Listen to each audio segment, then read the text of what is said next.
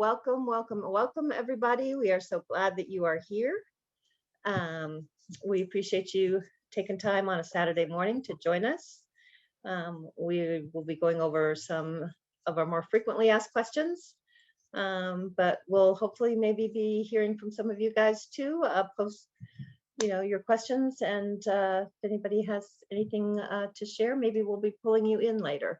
So let's go ahead and get started the way we traditionally always get started here at the Alinker family, which is with a land acknowledgement, because we feel that's very important. And Brandon had offered to do that for us today.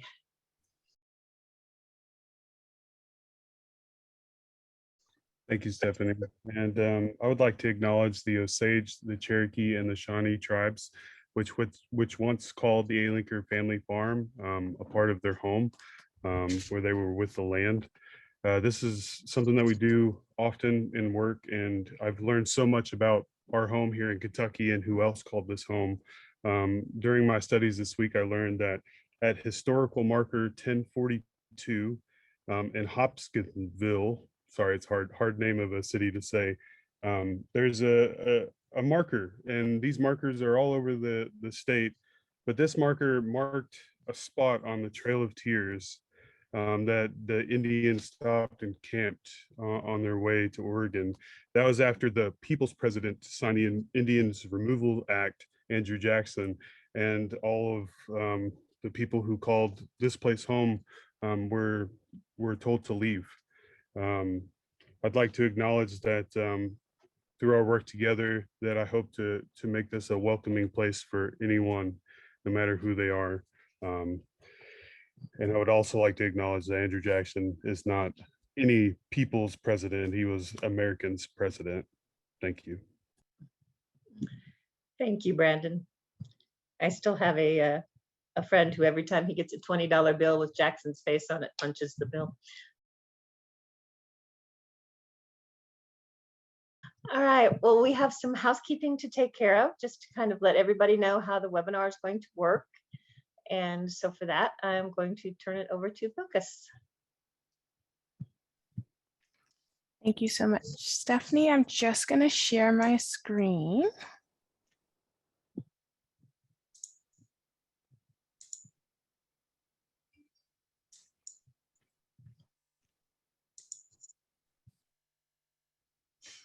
Okay, as Stephanie said, I will just be going over some housekeeping Zoom rules.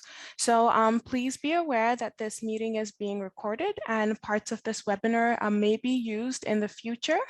Messages in the chats are not private and can be seen by all, so please be mindful and respectful. Today's meeting is a webinar, which means that only the hosts and co-host will be seen.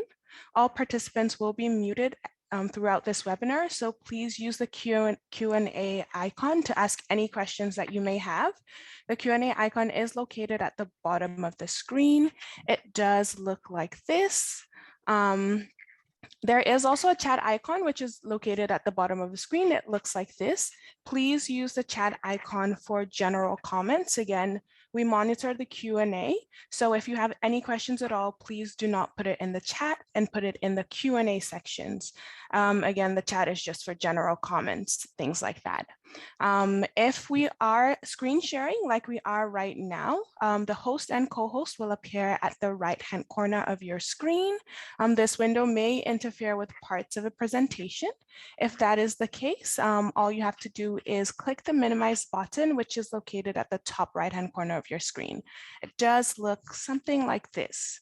And yeah, that is about it for the housekeeping for this webinar. If you do have any questions, again, please pop that in the Q&A section as we monitor that at all times. If you put it in the chat, we might miss it. So definitely put it in the Q&A section. I'm just going to stop sharing my screen and pass it back to Stephanie. All right, thank you, Bilkis. So hopefully, for those of you who are new, that explains how things are going to work today.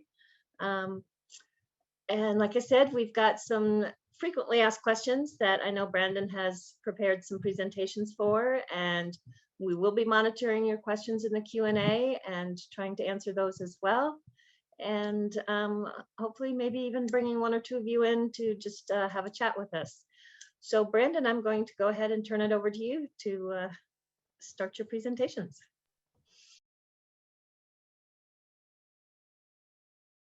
Thank you very much. And hello, everyone, and thank you for joining us. You have a rare opportunity to ask everyone here at Team A-Linker questions about your linker, ways to be on your A-Linker. So please ask in the Q&A in the chat. But I would like to acknowledge all of the resources that you have outside of these monthly technical webinars. We have quite an amazing community on Facebook called the A-Linker Family Group. There are rules and guidelines and community guidelines to be a part of this group, kindness being the #1 thing. But in this space, you have access to probably hundreds of other A-Linker users that love to jump on and give advice, and you can ask the simple questions. On top of this, we also have sent you with your A-Linker. You have your all the words slipping me. Someone help me out. Manual? Manual. Thank you. There it is. The manual that comes with it is also online, that you can Google it simply and find the manual. But there's a lot of information in there. I highly recommend you go through that. Also on your A-Linker itself, you have some information about it, like the tube sizes for your front tire, all the pressure that it should be. A lot of information is on the tire itself. So make sure to take a good look over of your A-Linker, become familiar with your A-Linker so that you can be successful with being out there and using it. Even the handlebar size, if you wanted to do a different handlebar, the size of the handlebar is actually on it underneath the bracket that holds it in place. So some really good engineering went into making sure that this could be a valuable tool. All the information is there for you. Also on alinker.com, we have what looks like a robot, but it's real people. They will answer your questions, anything you have. You just go to alinker.com and a little pop-up window is going to pop up where you can ask questions. So we have tried to create a really open space to make sure that any resources or information that is needed can be given to you as quickly as possible. But right now, like I said, you have a rare opportunity to ask us live and maybe even jump on with us and ask your question live with us, or tell us about some amazing feats that you've done on your A-Linker. Okay, so let's go ahead and talk about greasing the axles.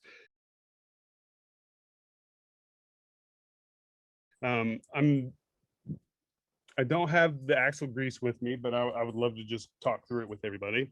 You have on your front tires, they pop off. You've got that little button that you push.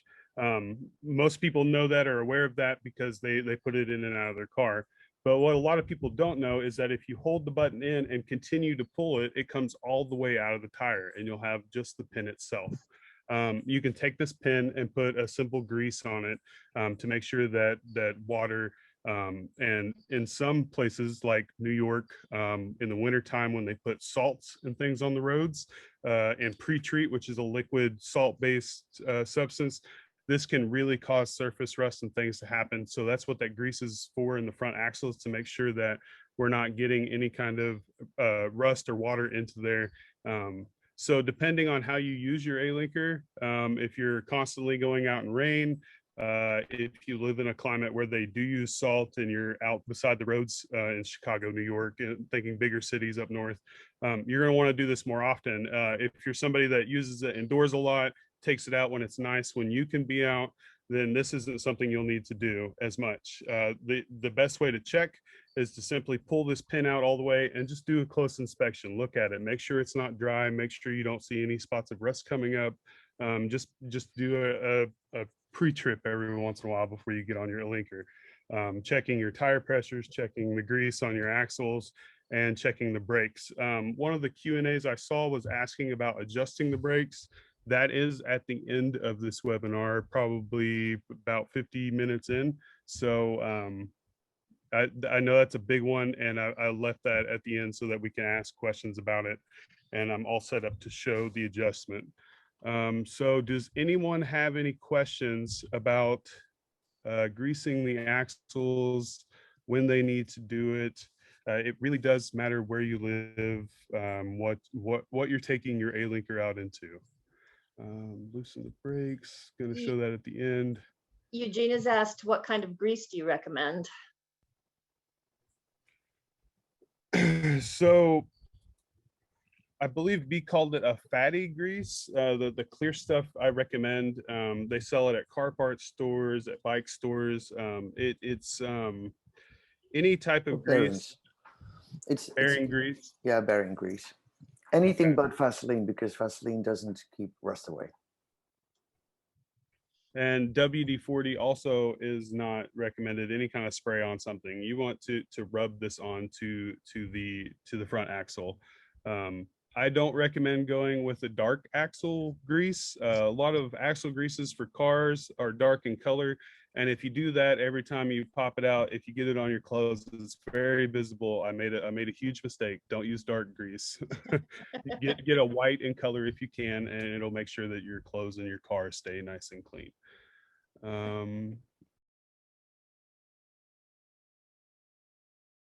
If there's no more questions about that,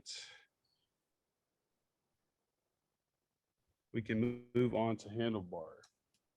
So I have this handlebar removed. This is the first one. This is the handlebars that I use on the farm. So it is been used. But what I want to show you is the ability to take an Allen key set and your handlebars and to be able to set yourself up for you.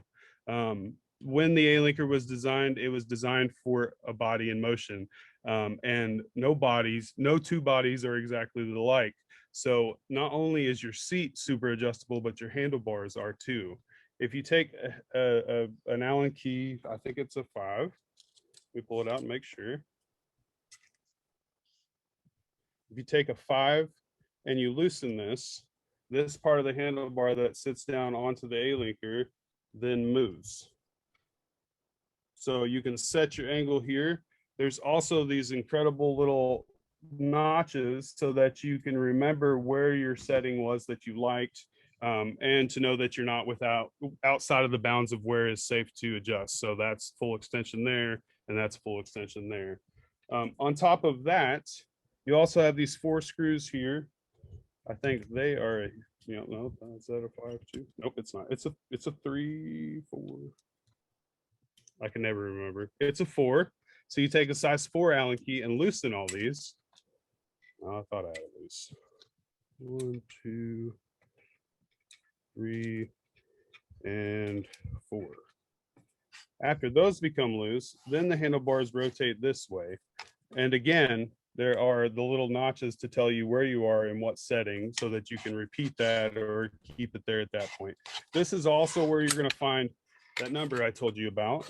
That tells you what size handlebar you would get to replace this to get a different type. I don't recommend doing that. I recommend rewrapping your handlebars and putting hockey stick on it, hockey stick tape on it. These handlebars where they're curved in design and where they're adjustable in that, a lot of people in chronic illness world, you'll feel great for 6 months and then all of a sudden you'll get sick or you'll hit some acute stress and things change in your life. And when things change, when you have this customization available to you, you can adjust to your needs.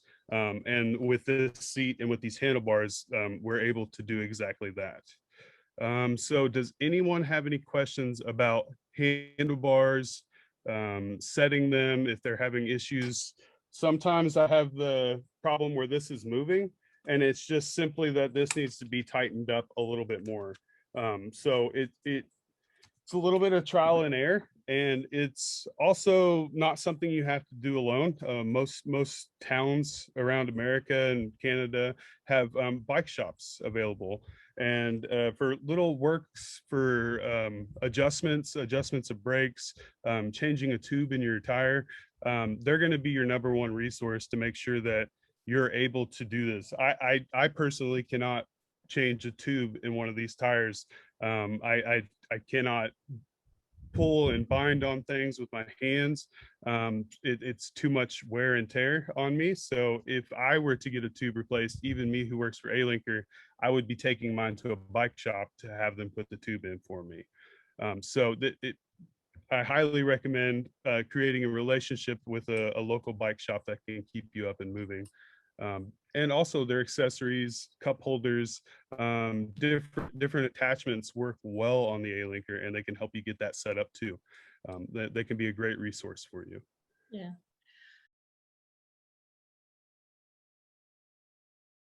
Brendan, can I just answer one of those questions about the Andrea Wilson is asking a question about the maximum PSI for the front tires, and this comes up quite a lot.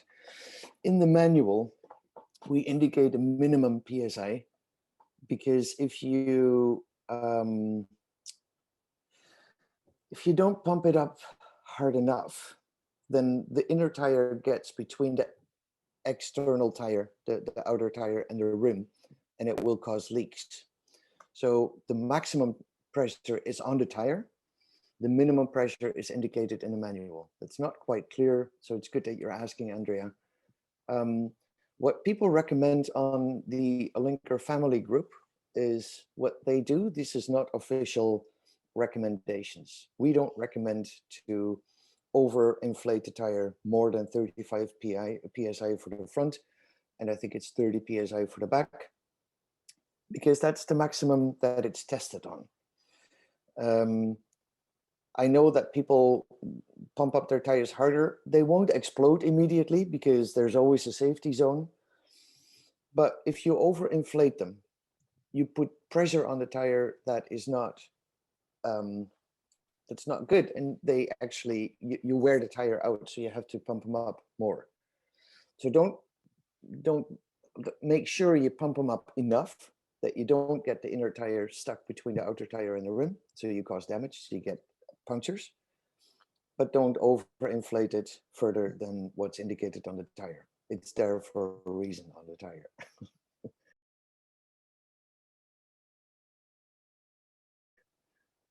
And the rear wheels, the solid rear wheels, I've asked Taiwan, they're still hoping to get them, but as you might know, the situation between China and Taiwan is not very desirable. The wheels are made in China because that was the only way that we could get some kind of manufacturing going in this whole pandemic stuff. I'm waiting. I'm really hoping that they're going to be available soon, and I'll let you know. That will be in a newsletter. So if you haven't signed up for the newsletter, please do, because that's the place where we always share all the information. And I'm sending out one every week.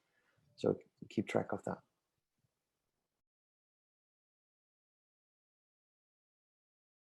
Brendan, in regards to the handlebars, we have a new user who's asking, how do you know when you've adjusted the handlebars correctly? That is a great question. And the answer is it lies within you and what your body's telling you. It took me a solid year to get to my perfect setting on my handlebars and my seat. A lot of trial and error and listening to my body, how I felt afterwards. A lot of people say that they wish they could put like the ape hanger style bike handlebars where their hands are rested higher, but our Alinker handlebars, as I just showed you, if you undo the 4 screws, you can then rotate them where they're up in the air. One of our favorite Alinker users, Harley Salter, he uses his pointed straight up in the air, and I think it's super cool. For me, I can't hold my hands up higher, they get numb. So I rest mine down at a lower setting, actually up over the handlebars, and that allows me to keep from my hands getting numb. It was the worst part of getting around with the cane was I couldn't grip the cane very long after the numbness set in. But with Alinker, a lot of times I'm not even gripping the handlebar. I'm simply resting my forearms on the handlebar and moving. So there is no correct setting. There's just the setting that works best for your body. And unfortunately, not unfortunately, fortunately, this wasn't built for comfort. This was built to be a valuable tool to reclaim your health and wellness.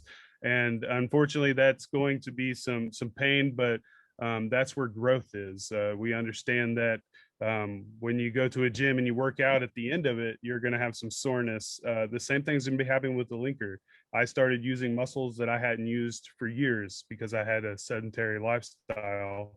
And for the first 6 months, my legs were sore as I built my A-linker muscles. I had to break my butt into the seat. And once that was broken, that pain left. And then the handlebars with the numbness of hands, now I've got to the point where I don't even use the hands. I'm using my forearms to turn. So it's work, but it's valuable work once you put it in, because now you have the ability to be up, out at eye level while being supported, because for a lot of us, that's a requirement. But being at eye level is now possible with this work and determination you put in. And it's also not just building muscles. There's a lot more going on that I don't even fully understand, but I've heard some doctors, and Dr. Gretchen actually came on here and talked to us about this. Neuroplasticity and our brain's ability to communicate from our brain to our feet.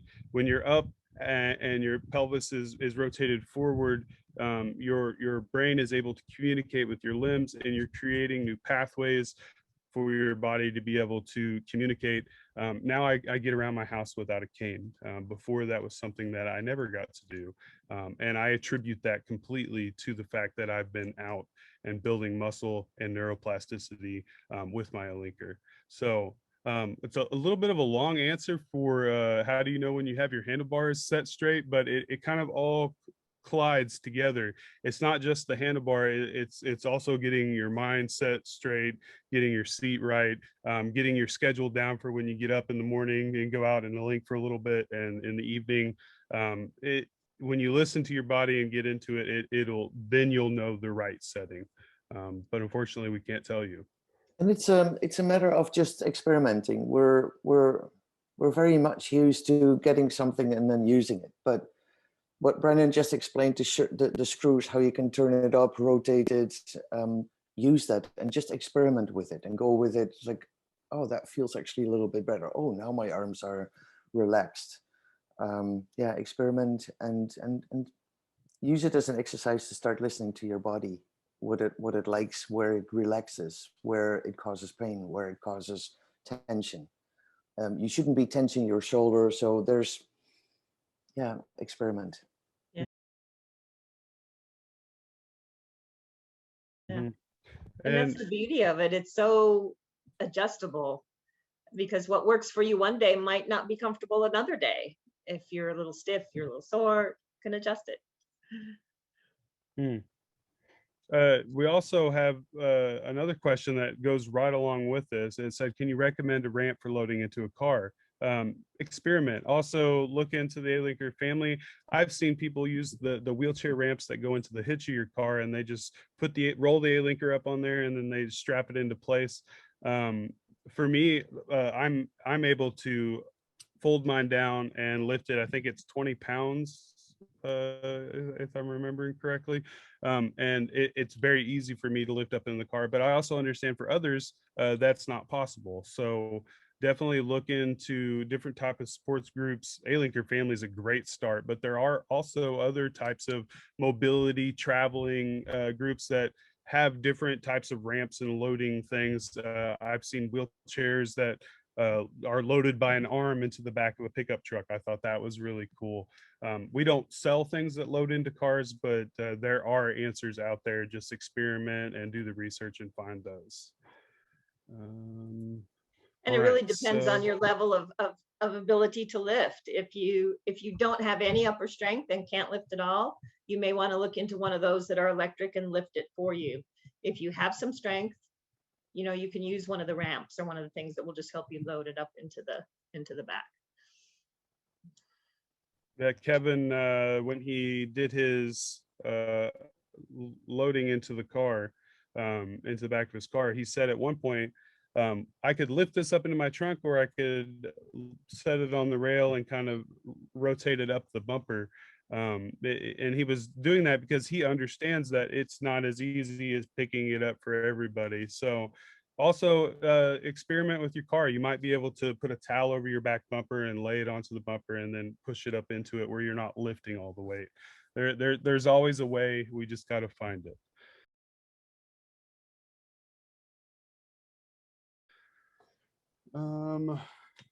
For the next thing, I would love to go over the seat clamp and seat adjustment. So if anyone has any questions about that, go ahead and pop it into the Q&A and I'll answer them while we're talking about it. So to start, I want to go over the seat clamp because it's not something that everyone is familiar with. It's just like any bicycle that you would see. So the seat post slides down into it and you find your setting. So this is the first setting that you want to determine. Before you worry about your seat angle, before you worry about the distance backwards and forward, we want to know what your inseam setting is. And once you get there, we're going to use the seat clamp to lock it in place. The way a seat clamp works is you've got a turnable head on this side and then a lever on this side. So to tighten it, we hold the lever and just turn this side. I don't recommend spinning this side with the lever on it. I recommend doing all of the turning over here. Once we have it to a point where we think it's right, we try to squeeze it in. If you can't squeeze it in, don't continue to pry on it until it goes all the way in. You can cause damage to your A-linker. What you want to do is take the lever back off. You want to go counterclockwise. You want to go left to loosen it a little bit until it closes naturally. Now, once you do that, I cannot turn the seat. It's locked in place. And that's my inseam setting. That's the measurement you have to take when you first order your A-linker, is to make sure that the A-linker you're using has the inseam measurement within here. So once you get that in place, you have some more adjustments that you can make to your seat. And these are where, these are super important because with the seat nose set up like a normal bicycle, you're going to set yourself up for failure. Your seating position on the A-linker is for your feet to go to the floor. It's not for your feet to go to pedals. So this is a completely different setup than a bicycle.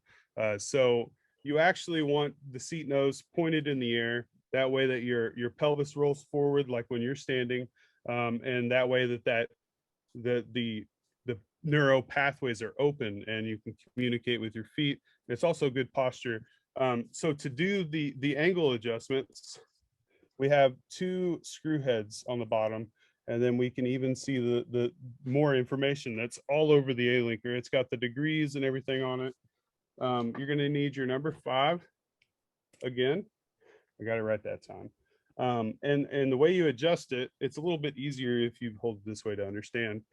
When you tighten this, it pulls the nose down. When you loosen this, it allows the nose to pull down. If I loosen this side and tighten this side, this will come up. So it's kind of a back and forth kind of thing. So if you want the nose to come up, you'll tighten this side, loosen, and you'll double loosen, give it space, and then tighten again. I said that wrong. This is actually pulling the nose down. So by tightening the front one and loosening the back one, I'm pulling the nose down. And if we did that opposite, you would pull the nose back up. Also, if you loosen both of these all the way, let me do that. Not all the way taking them off, but just all the way to where they don't have pressure on them anymore. What that does is it loosens the clamp here on the rail, and now this moves back and forth. So not only can you adjust the angle, you can adjust the distance. There are markings here, and that's as far as you can go. If you go past, well, it's kind of hard to do it. Hold on. There we go. If we go past that max mark, you're going to be putting way too much pressure on one part of the seat. It's going to make some weird noises. You're not going to like it. Definitely stay within the boundaries of those. But for me, I'm taller. I have really long arms. I need to be as back far from the handlebars as possible. So I use my seat as far back on the setting rail that I can. But all of these are different for every single person, every body. Not everybody, but every body. Everybody is different. And not only that, a lot of us here in the Alinker family, Alinker community, we have chronic illness, we've survived stroke, we've survived serious injury. We have a long list of logistics to conquer. So you have to set yourself up for success. Make these adjustments, get familiar with this tool that you're using. Because if we know what our options are, when we feel a pain in our butt or our hands are going numb, now we can go and make that adjustment to keep moving. If we don't know these adjustments are here or an option for us, our brain's going to go into quit mode, and that's never a good thing. We got to keep moving. That's one thing that I have come to understand in my journey is you've got to keep moving. So any questions about the seat settings, seat adjustments?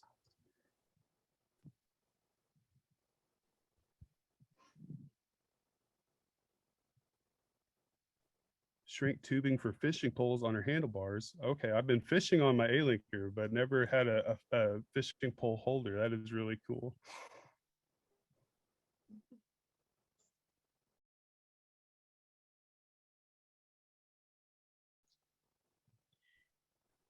Any footrest attachments recommended? Oh, that's a good question. I have not found one. B, do you have any recommendations for footrest?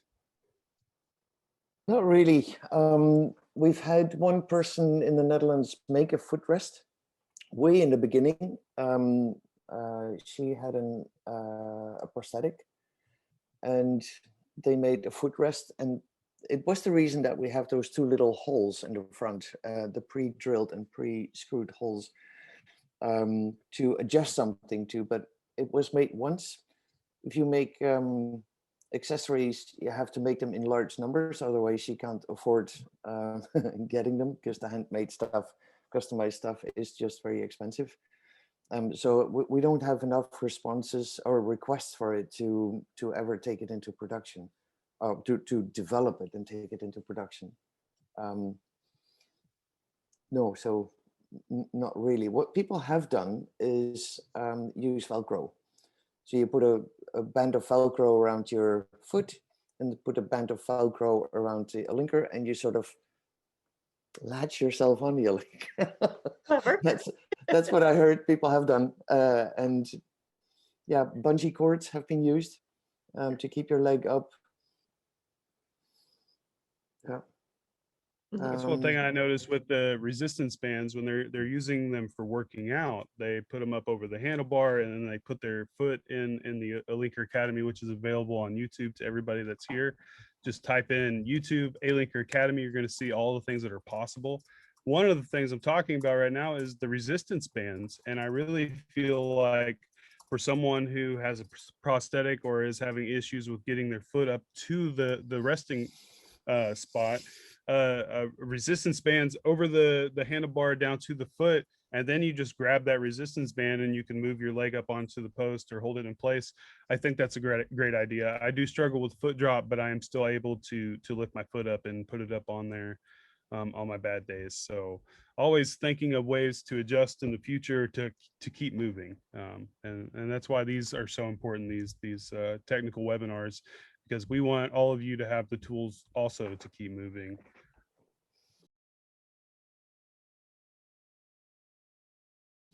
There's also Right. a whole bunch of instruction videos, 80 instruction videos that were developed with all sorts of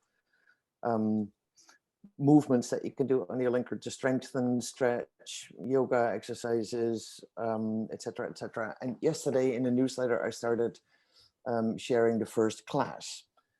These are, there are 80 exercises, 80 instruction videos that are super useful to engage things in your body that you might need, but you forgot about. Let's put it that way. They're super useful. And the next 40 weeks, I will release one class every week, completely random. Some classes are 10 minutes, some classes are 30 minutes, and they're yoga classes, range of motion, stretch, strength, and all that kind of stuff. And the idea is that we're going to do live classes someday. We're preparing that.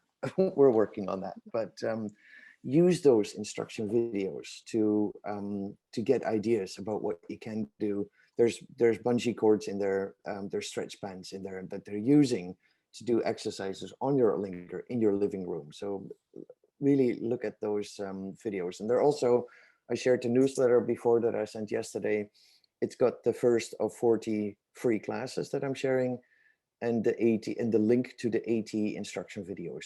Use them, please. They're really useful.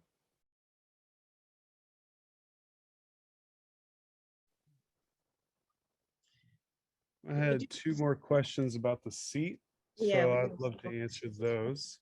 The seat post can be changed to one without a shock absorber. The one that comes with the A-Linker, I'm not strong enough, but there is a shock absorber in here, and that keeps all of the energy from a bump transferring up into your bum, because that would not feel very good. Unfortunately, for some people, the inseam, it needs to be a little lower. They can switch out to a non-spring post, and that can give you a couple more inches. I don't recommend purchasing one with this in mind.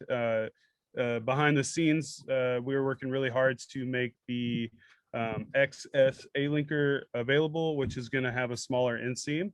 But I fear that if you just try to make it work, it's just going to be too much for you, and that it's not going to end up working. So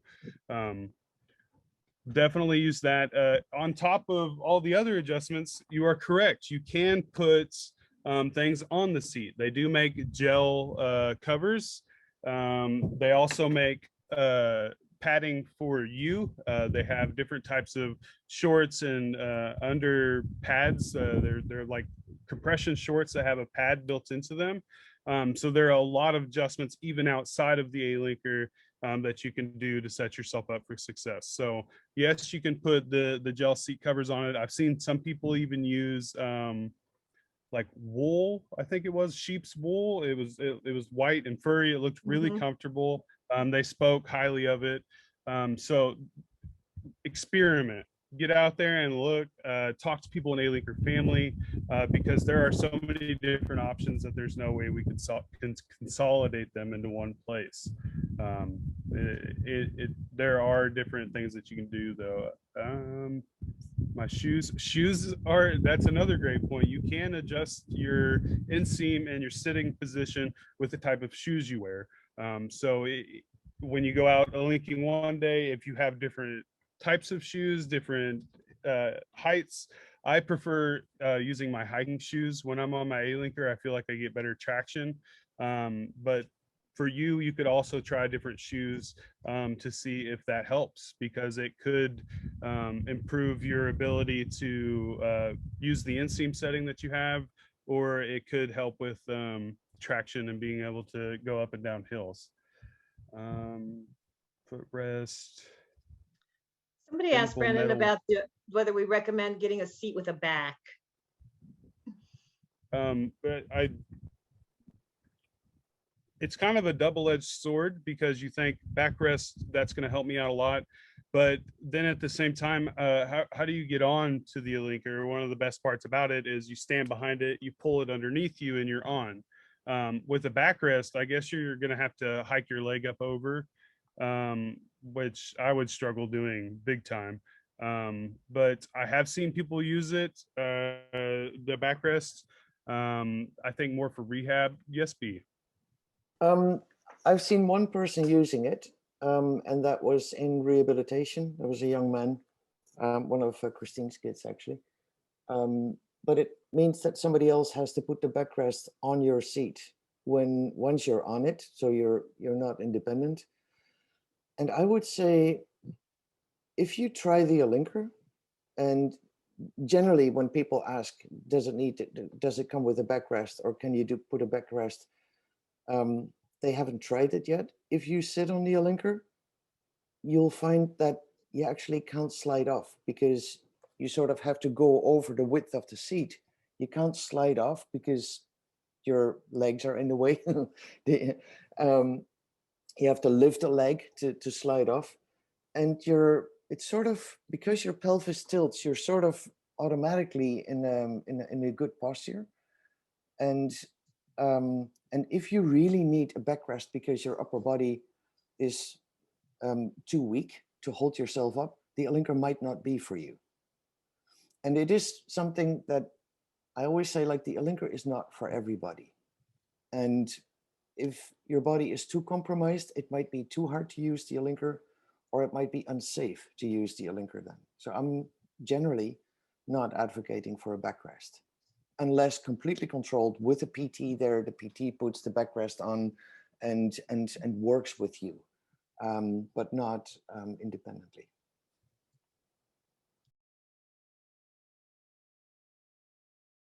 To read through these questions. We have a lot of them, and I really appreciate that, everyone. Every question you ask also helps us in building resources for people in the future that will be asking these questions too. So Gloria Olson, I also had the issue of one good leg when I was on my Alinker, and I have to say that pure determination made it to where I 90% of the time have two good legs when I'm on my Alinker. I really did start with just pushing off one leg, and then eventually I got into like a two-step. I would do 2 steps with my good leg and then one with my bad.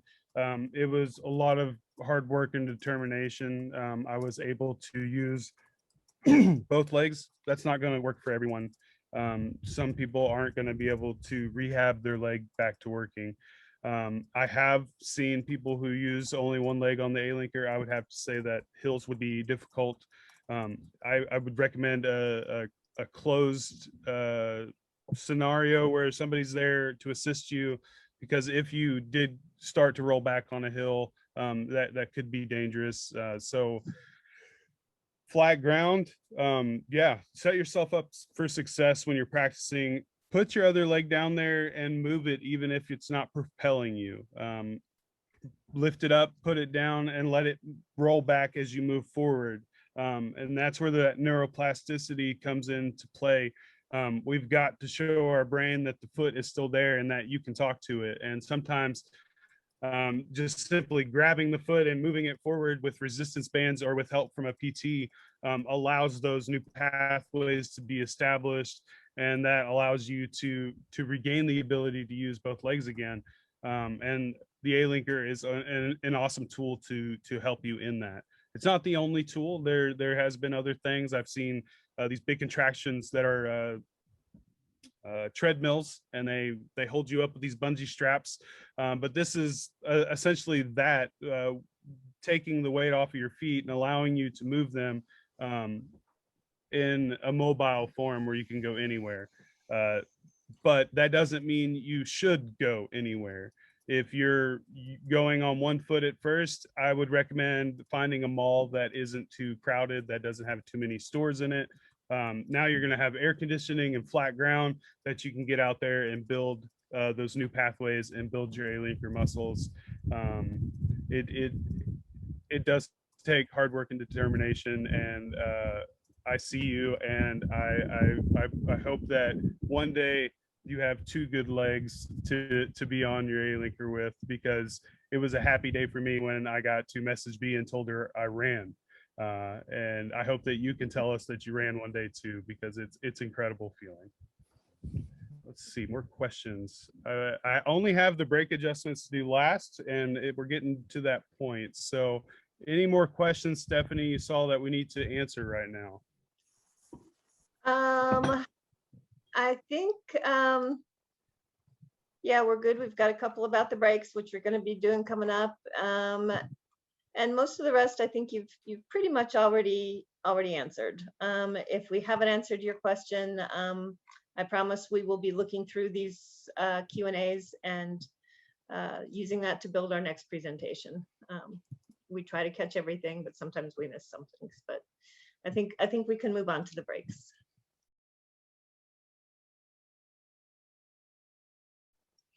And it wasn't supposed to rain, but a rainstorm just came out of nowhere. That's hilarious. Okay, so let's go ahead and talk about the first thing that always leads me to a conversation with somebody about brake adjustments. And it's always this parking brake right here. My parking brake won't set. This is the number one thing that people come to me about when their brake is out of adjustment. This can happen for a couple reasons. There it is. One reason is the brake pads wear just like a brake pad in your car. And as this rubs away, which is normal, you have an indicator strip here on the back that shows you when your brake pad is bad. As that wears away, now your brake cable has to travel farther. Sometimes this is the worst reason for it to be out of adjustment, and we work very hard to make sure this doesn't happen.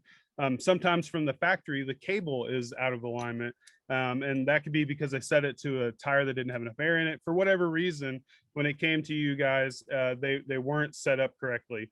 And the adjustment is done pretty simply. Like I said earlier, a bike shop is an incredible resource for you. If you have a relationship with a local bike shop, this is something that they'll do in minutes for probably a few dollars. But it is possible to do yourself, especially if you're a DIYer and like to do things yourself. We're just going to need the Allen keys again. So I had someone ask if the only two Allen keys you would need are the ones that come with it. I would like to say that these are a couple dollars. They're going to have all the ones you need.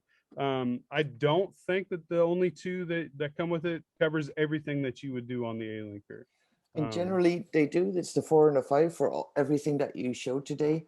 The only thing that it doesn't do is if the brake cable is too tight, because you have to go to that where your finger is now, open up the little Allen key, and I think it's a 2. It's a 2. Yes, and that one is not provided with the Alinker because it rarely happens because the cable is adjusted in the factory, and then you can use the other adjustment things to tighten the cable. But if the cable is too tight, going to that screw is the only way to do that. But that one is not in the package. And to do that, if you're not able to push your clamp down and set your parking brake, you're just going to take the number 2 that you don't have. Like I said, a couple dollars for a set at an auto parts store or online on Amazon. You're just going to loosen this, and then you'll push the cable in. Oh, I pushed it out of line. So the cable was here. And I just take and push the cable in a little bit, and then tighten it back and make sure it's tight. Don't leave it loose, because the next time you squeeze this, you'll just pull that cable all the way down. But after you loosen the cable a little bit, you'll be able to go far enough to set the parking brake. The parking brake is a little screw that pops down in the way, and it only goes in the way when the handlebar is all the way out. If it's a little bit in like this, it just hits that metal piece that it needs to catch on. So if your brake is set too tight, yes, the brake will still work. You can slow yourself down, but you won't be able to pull the brake all the way out to then have the pin fall in place to hold the locking brake. So to fix that, if your parking brake isn't working, you take a number 2 Allen key, loosen it, and then push the cable down a little bit, tighten it back before you try the brake, and then squeeze the brake to make sure that your parking brake works. And then before you go down a hill, go and try to make sure that your brakes are working, because you can over loosen it. And if you over loosen it, then you're not going to have a braking effect that you normally did. So that is how you fix your parking brake. As your brake pad wears, you can adjust this up on the handlebars. On the outside of this, there's a little screw that turns. Experiment with that. You loosen one and then tighten the other, and that adjusts your brakes also. That's if you need to tighten them, I believe. It's hard to keep it straight when I'm talking. All right, so let's see, what were the actual questions for the braking? That is how we fix our parking brake and adjust our brake. If you ever need a brake pad, send us a picture, because that means you are an all-star A-Linker user, because I've not seen too many worn out brake pads. These things last for a long time. So it's not usually needed to be replaced. It just usually you need an adjustment. But if you do need one replaced, we want to hear from you.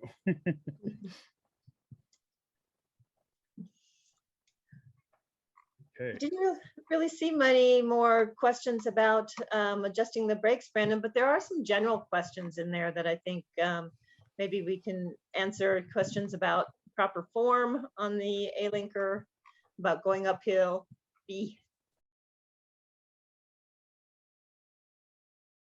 Well, there's one question I see from an anonymous attendee. Why doesn't Medicare or insurance cover some of the cost of the A-Linker? That I really like to address, because that comes up many times. We sell the A-Linker now at between 2 and 2.5 times the cost of goods. Anywhere in the bike industry, the margin is 3 times. So if something costs $100, the retail will be at minimum $300. The bike industry goes 3 to 8 times, depending on the quality of the bike and all that kind of stuff. 3 to 8 times. So if it costs 100, they sell it between 300 and 800. In the medical world, with medical devices that are certified or approved medical devices and have to be sold through certified suppliers, they go up by 20 times. So you buy it for $100, it sells for $2,000. Much of that money is then to you is covered by insurance, which we all pay, and then all that money sticks somewhere in the system that doesn't benefit you. If we were to sell the A-Linker as a medical device through certified suppliers, which it requires if you want to get it back from Medicaid, then it would have to sell for $5,000 to $6,000. That's the simple answer. That the way the sick care system is set up is not to the benefit of the users. It really isn't. And we can have a company that we can use as a force for good to build something to make mobility more accessible through our crowdfunding campaigns, through a 0% rent to own, through building a community that shows up for each other, instead of, we would not be in charge of how we do our company if we were to sell through insurances. So we have the 0% rent to own as a sort of financing system with that initial threshold. If that initial threshold is too much for you, we do the crowdfunding campaigns. And so far we have completed 180 campaigns, people that could never afford the A-Linker. And it's not a thing of asking money. Crowdfunding campaigns is you're willing to share what happens to you once you're hit and living at the receiving end of a sick care system that was not designed for our wellness. Most people don't know that, what happens to you once you get diagnosed with MS, but you lose friends, you lose family, you lose your support network, you lose your job, and your medical bills go up. It's not, that's how the system works. And we show up for how people are discarded by the system instead of trying to conform with a system that is not built for us. So in principle, we are not a medical device, and in principle, we don't go through insurances. The fact that poor people cannot go to their general insurance, but private insurances will pay for the A-Linker sometimes. That whole thing doesn't work for me. Like, we work to reach the people that are discarded, kicked out by this system because driven into poverty. Like, I don't believe that some people should get it from their private insurance, because when you have private insurance, you already have money enough to buy an A-Linker generally. So the inequalities in this whole system, are just wrong. That's the longer answer, and there's a lot more to say about that, but that's what it is.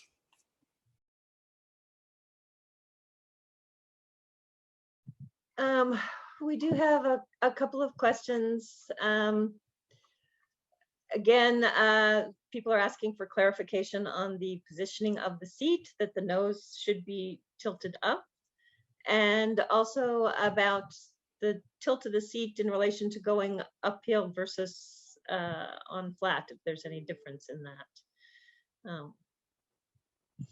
Brandon, you want to speak to that? So first off, whenever I go up a hill, I would like to say that my seat is no longer in the equation because I stand up. I stand up and I use my A-linker as a walk assist, just like a walker. So I'm supporting my weight with my hands, and I'm actually kind of leaning forward onto the handlebars, so it actually kind of takes some weight off of my feet still.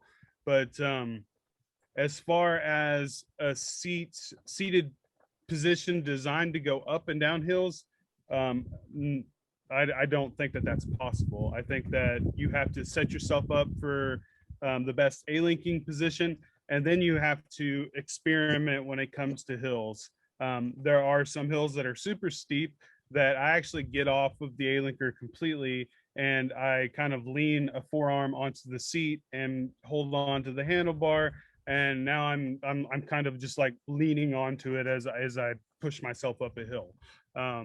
That doesn't work for everybody, obviously.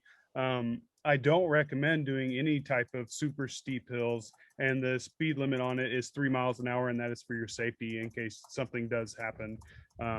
Just like a bicycle, just like a walker, just like a wheelchair, accidents and things still happen. So let's not put ourselves in a situation where that accident can be detrimental to our health and well-being.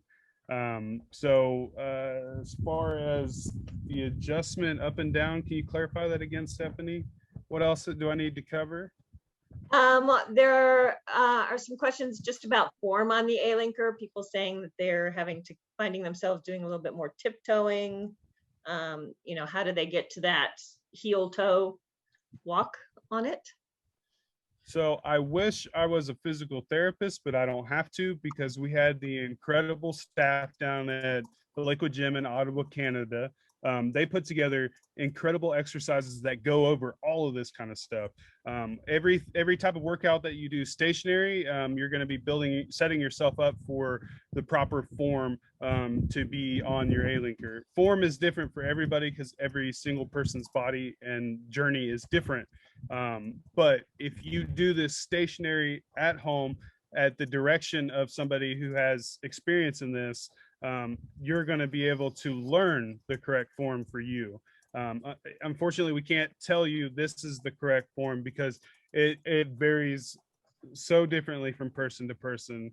You can get into A-linker family on Facebook, and you can find people that have similar journeys to you, maybe the same chronic illness or had the same type of back injury, and you can help build the correct form for you with their advice.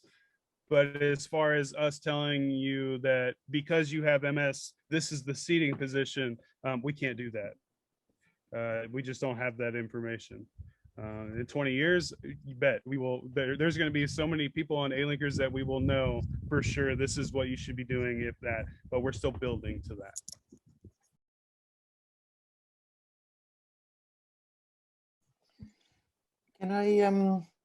Can I suggest for the last few minutes that we have, if people want to stay longer, we can share a little bit more. And Terry Klein is here. She was also on the YouTube channel with us, on the YouTube Live when we did that a couple of weeks ago. And Terry, if you are okay with sharing, similar to what you shared in the YouTube Live, a little bit about your experience, because you answered a few questions here in the chat, and that would be really useful if you want to. So if Stephanie or Bilkis can make you an attendee, you can come into the chat here with us. I do want to say, while Bilkis is maybe looking for her to bring her in, I did see a question about the campaigns. Just want to let you know that we are launching 3 more campaigns later today. So please keep a lookout for that later today. Hi, Terry. Terry? Hi, good morning, everyone. Good Thanks morning. thank you for including me. Mhm. First, I want to thank all the people at Alinker. You guys do a tremendous job. And for the people listening, I really want to encourage you to give yourself time. Just as Brandon said, it's all a little different. And I put in a couple different things. I will get to what Bee's talking about in a second, but my few tips, which were different. I am on the shorter side. I was able to use the post as it came. I changed the seat by going to a regular bicycle seat, more like a for like century rides. I gained almost 2 inches, and it actually allows me to raise the seat up. And frankly, because you are really not sitting on the seat, as Bee likes to say, you're really on your sits bones. It really doesn't matter. It's not a comfort thing, and it allows you to have proper positioning. So that's just as a heads up. So I'm a professor at Stanford and in biomedical data sciences.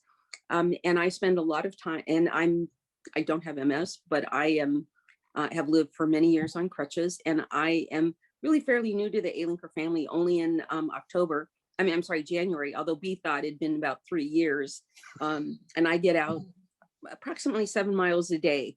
And I have basically one leg that doesn't work, and there are pictures of me in newsletters with a full-length cast with one leg.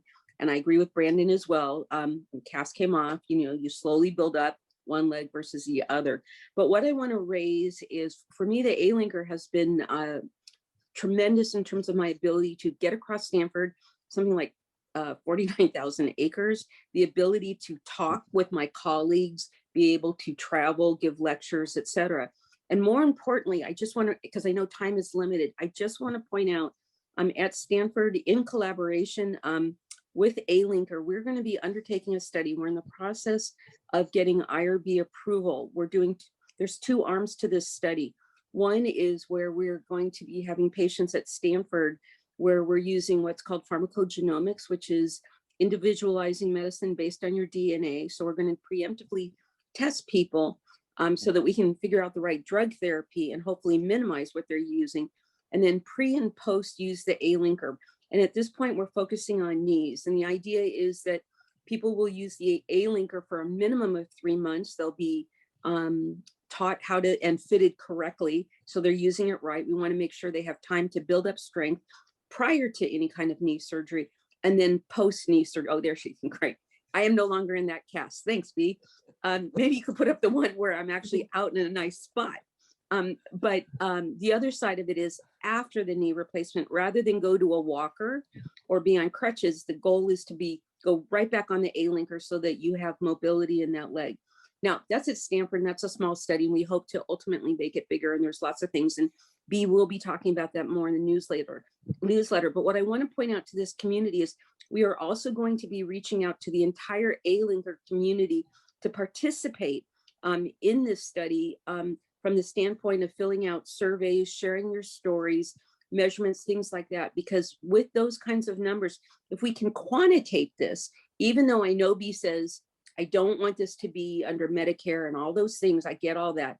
But the reality is that we really do need to focus on wellness. And the way to change that with the physicians is to demonstrate quantitatively the differences that this makes. And so this is what we will be doing. So please keep an eye out for the for when Bee comments on this, or I might write something in. We really hope you will participate. If you have a like a Fitbit or an Apple Watch or whatever you use to measure your distance, we're going to be looking for that information as well, because sometimes you don't even realize how far you're going. I mean, I have gotten myself in places that I'm like, oh crap, I'm in trouble now. I have not been in trouble. Now I'm learning to carry a cane just in case I find myself in trouble. But I really encourage you to continue using, because it will change your life. It gave me back independence and freedom, which I did not have. And in fact, I don't even think about it anymore. And I hired a new person as an example, a senior scientist. And when she met me, she had this really startled look on her face, like, oh, can I help you? I didn't realize, you were disabled. You were this, you were that. I'm like, leave me alone. I'm fine. You know, I'm good on my own. It didn't even dawn upon me to express the fact that no, I don't move well. I don't even think of it anymore. So I encourage the community at large to stick with it, as everyone has said. And if there are questions that I can ask, you can get to me via B, and she'll connect you to me, and I'm happy to help in any way I can. Fantastic, Terry. Thank you. And I will announce that in a newsletter and ask people to engage in the surveys that we'll be sending out. It will Fabulous. probably come with a link of Survey Monkey sheet or something, whatever will come up with. We'll put that in a newsletter. So That'd be great. Thank you so much. Terry. Lovely to see you. Thank you.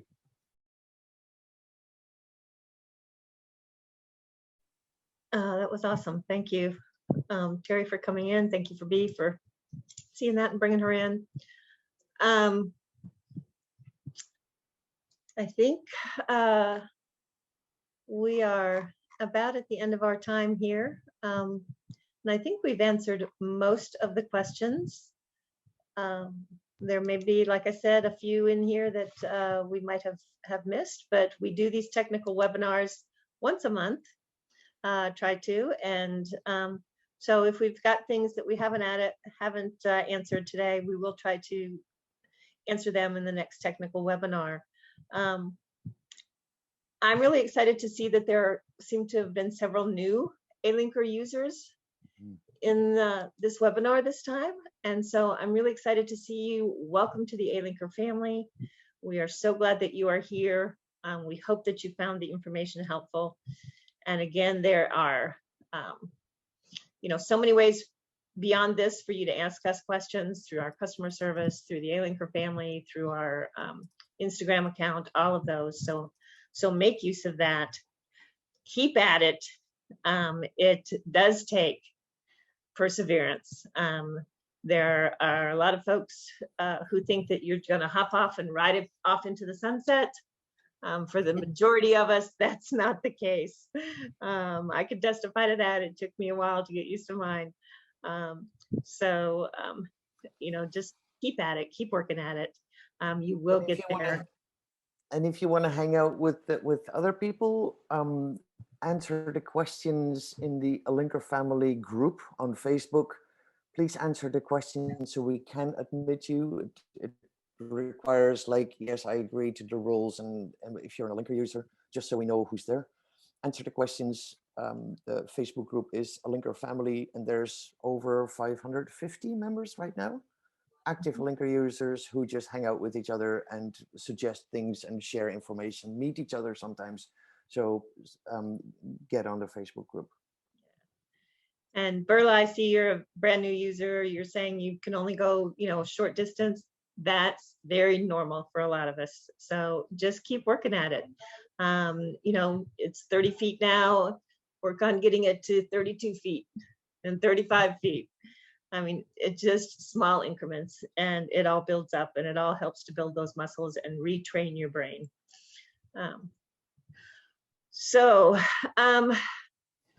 I do want to remind everybody again that later today we will be launching some new campaigns.